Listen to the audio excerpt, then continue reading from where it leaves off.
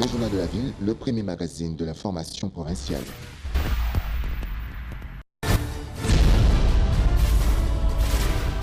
Tout de suite, le journal.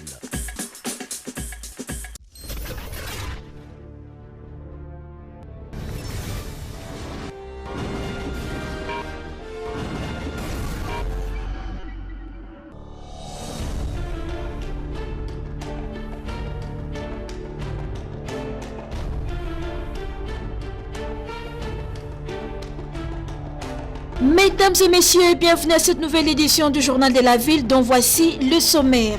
Le président de la République, Félix-Antoine Tshisekedi, lance ce mercredi 16 octobre son programme présidentiel accéléré de la lutte contre la pauvreté et les inégalités dans la commune de Mongafula.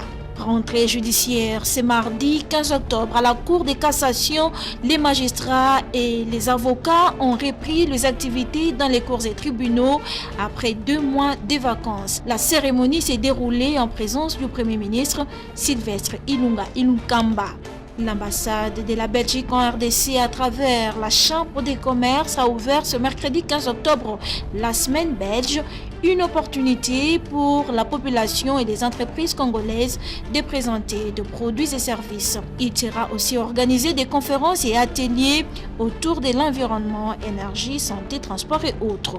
C'est tout pour les sommaires. Mesdames et messieurs, encore une fois, bienvenue dans ce journal.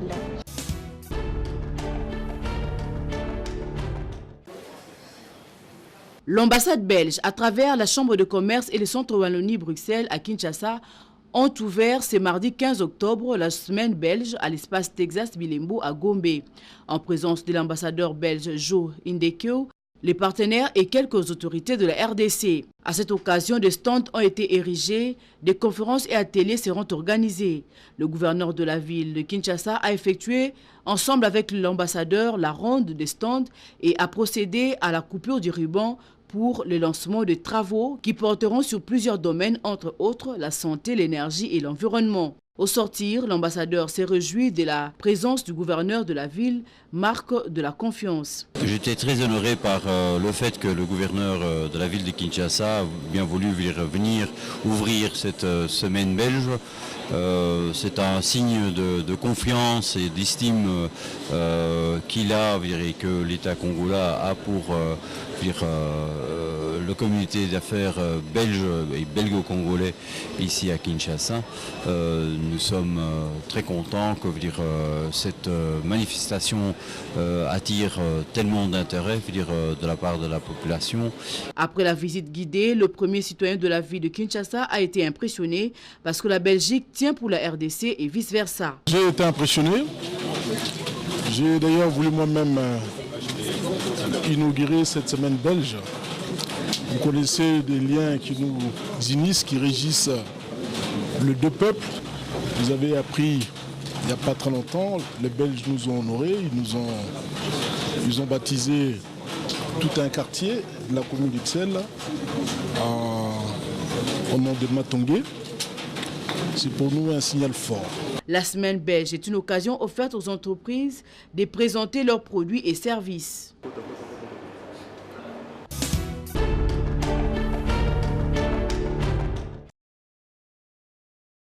L'opération Kinshasa-Bopeto sera lancée officiellement le samedi 19 octobre dans la ville de Kinshasa en présence de plusieurs autorités du pays. Cette initiative n'est rien d'autre qu'une prise en charge collective de la population quinoise à vouloir rendre sa ville belle comme dans l'ancien temps. Il s'agit aussi d'un salongo spécial de Quinois qui aiment leur ville et s'engagera à assainir leurs rues et leurs environnements. Jean-Tilingo Bilambaka, gouverneur de la ville de Kinshasa, s'attend à une adhésion massive à cette opération Kinshasa-Bopeto. Kinshasa-Bopeto, c'est plutôt une philosophie de prise en charge collective de tout le peuple quinois qui doivent prendre en charge les travaux d'intérêt public. Donc dorénavant, ici à Kinshasa, tous les derniers samedis du mois, les Congolais des Quinois, c'est-à-dire les habitants de Kinshasa, de 8h à 11h du matin, doivent sortir dans la rue pour dégager les immondices, pour nettoyer leurs devantures, pour nettoyer leurs avenues, leurs rues. Ainsi, de ce fait, ils pourront rendre cette belle ville de Kinshasa propre comme avant.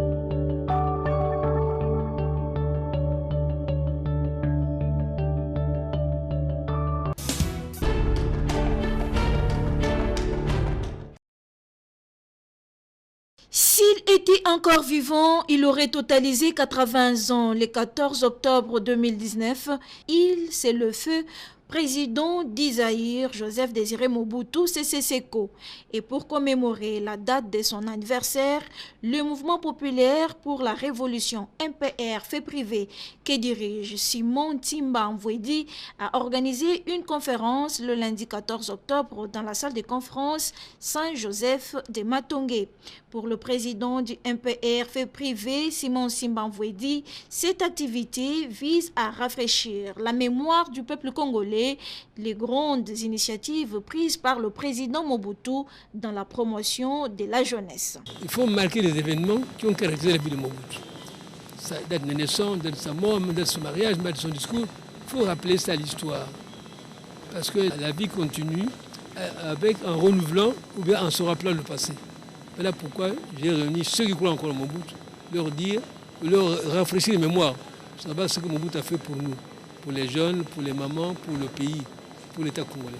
Ému par ces concepts du maréchal Mobutu, le président du MPR fait privé remercie le chef de l'État, Félix Antoine Tshisekedi Tshilombo, pour sa décision prise sur la gratuité de l'enseignement des bases. Nous devons produire pour donner à manger au peuple, pour rappeler que nous devons gérer le budget avec intelligence, de dire que nous sommes d'accord avec le chef d'État actuel sur la gratuité de l'enseignement. Parce qu'au bout de c'est que la jeunesse soit bien formée. Le président actuel a répondu à cela en permettant, n'est-ce pas, aux jeunes, ce qu'on apprend à l'école, pour permettre d'être de bons adultes. Alors si on apprend ça au moindre coût, on va en profiter pour être de bons adultes et bons dirigeants du pays. Voilà pourquoi nous approuvons ça. Et nous rappelons ça aujourd'hui, date de naissance de Mobutu, qu'il a consacré, qu'il a dédié à la jeunesse. Investir dans la jeunesse, c'est développer le pays.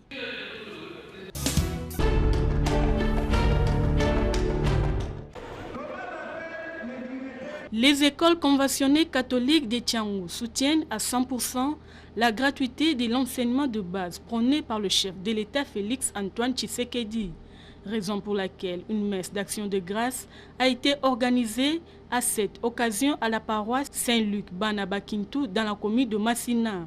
Responsables, enseignants et élèves avaient tous répondu présents à cette invitation, question de montrer leur vif soutien pour la continuité de cette initiative et dédié entre les mains du Très-Haut le déroulement du calendrier scolaire de cette année 2019-2020.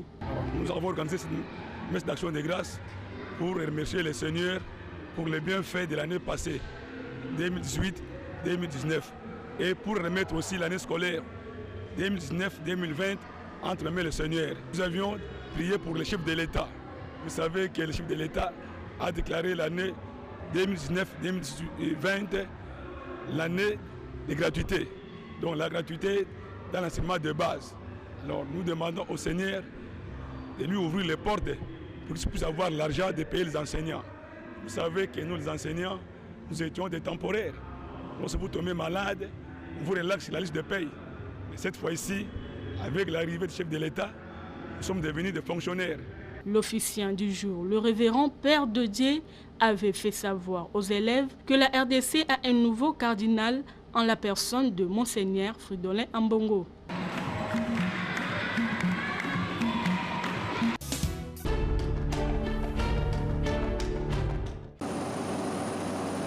Une pétition est en cours de signature contre l'exploitation pétrolière dans nos parcs nationaux. L'objectif poursuivi est de soutenir un avenir durable en RDC à travers la protection de nos écosystèmes. Jean Mangalibi, coordonnateur des Amis de la Nature et des Jardins, soutient cette pétition et est prêt à la signer et la faire signer, car la planète tout entière a plus besoin de la flore et de la faune que du pétrole. Chacun à son niveau, il fait ce qu'il peut. Si les autres peuvent lancer les cris d'alarme par rapport à une pétition, il faut les encourager.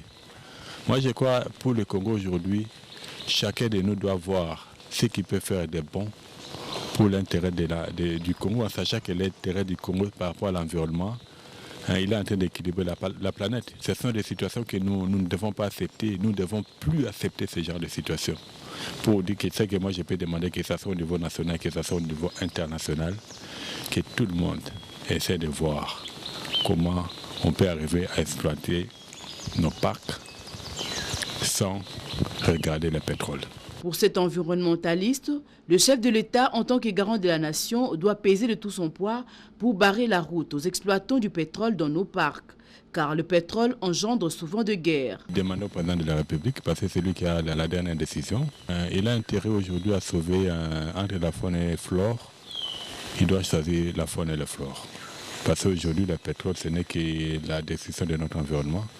En sachant qu'aujourd'hui, l'avenir du Congo, si notre écosystème est bien géré, on peut générer beaucoup plus d'argent par rapport à l'exploitation du pétrole. En sachant une chose, rien que l'abeille peut rapporter beaucoup plus que le pétrole. 1 litre de miel coûte 5 $. Ça, c'est le prix le moins cher. Et la baril de pétrole, ça coûte moins d'1 $. Pour une raison ou une autre, l'homme peut perdre la vue au cours de son existence. Cette perte de la vue, appelée cécité, est causée par plusieurs facteurs, comme nous explique l'ophtalmologue, le docteur Ebalanti Maïsol. Chez nous, ici, il y a bien sûr la cataracte, qui est la première cause, mais il y a aussi le glaucome, c'est-à-dire l'augmentation de la tension de l'œil. Il y a les anomalies de la réfraction, les erreurs de la réfraction, qui n'ont pas été corrigées. À ces 3 causes s'ajoutent d'autres qui sont les opacités de la prunelle, de la cornée, si vous voulez bien, les rétinopathies diabétiques, la dégénérescence maculaire due à l'âge et d'autres causes d'origine infectieuse telles que l'onchocercose, la cécité des rivières et les trachome. Pour ces spécialistes de l'œil, la cécité est évitable à 90% des cas à travers le dépistage pour certains et la chirurgie pour d'autres. Comment éviter la cécité? Pour la cataracte, par exemple, il faut faire l'opération de la cataracte. Quand quelqu'un ne voit plus, il ne peut plus faire ce qu'il fait normalement. On l'opère, on lui implante une lentille artificielle et il recommence ses activités ordinaires. Pour le glaucome, c'est un peu plus difficile. C'est une maladie qui est héréditaire. Alors là, il faudra beaucoup jouer sur la prévention. Il faudra faire de votre mieux pour voir un médecin et commencer à faire la prévention du glaucome, c'est-à-dire en prenant la tension de l'œil. La cécité, qui est une perte de la vue, peut être soignée. Pour cela, il faut consulter un médecin spécialiste de l'œil.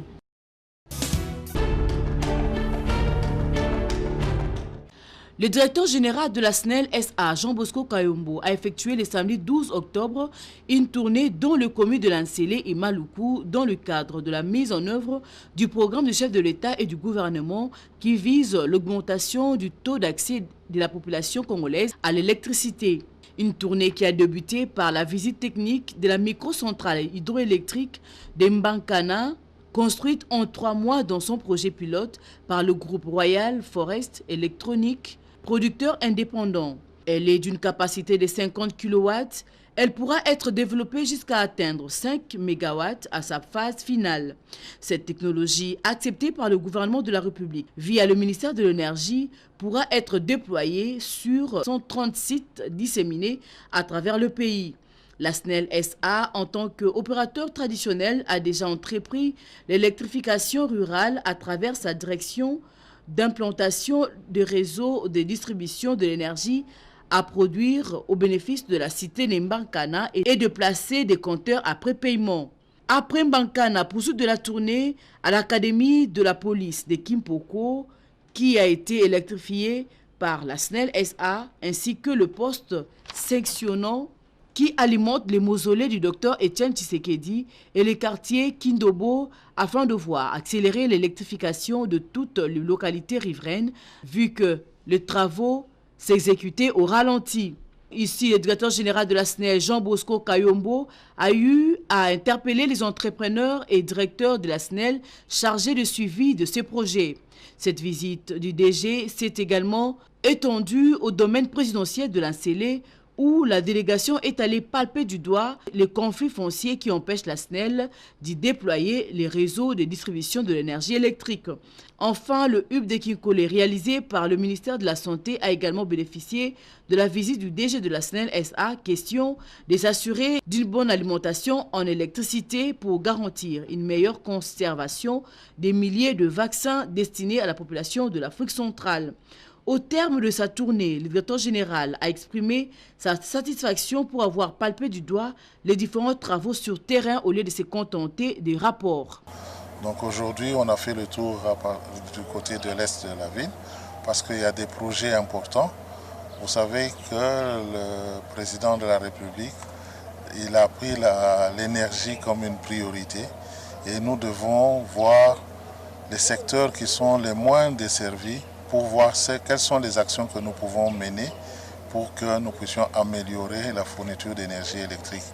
C'est ainsi que je suis venu voir les points saillants où on a certains problèmes pour voir ce que nous pouvons faire pour l'améliorer. Je suis très content parce que j'ai découvert certains petits blocages. J'ai visité le site de Bakana, il y a une centrale qui est terminée, ça fait 2 ans et qui ne fonctionnait pas à tel point qu'on a commencé même à voler des équipements, à détruire cette centrale. Et cette visite va permettre à ce que nous puissions relancer ce projet. Et d'ici, avant la fin de l'année, nous pouvons avoir de l'électricité dans la cité de Bakana. J'ai visité le web pour les vaccins. C'est un web très important.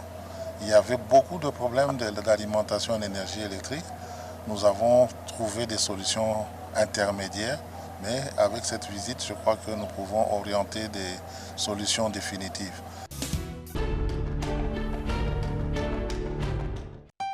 La succession du fait Dr Mwanampo procède à la vente de la villa familiale qui se trouve sur l'avenue du Congo numéro 40 au quartier d'Elvo dans la commune de Ngaliema. La villa comporte 8 chambres, 2 salons, 2 cuisines, 6 salles de bain, un annexe de chambres, cuisine et une salle de bain, avec un parking intérieur pouvant contenir 15 voitures. Pour plus d'informations, veuillez contacter le numéro ci-après 081 81 390 96 09 93 051 487.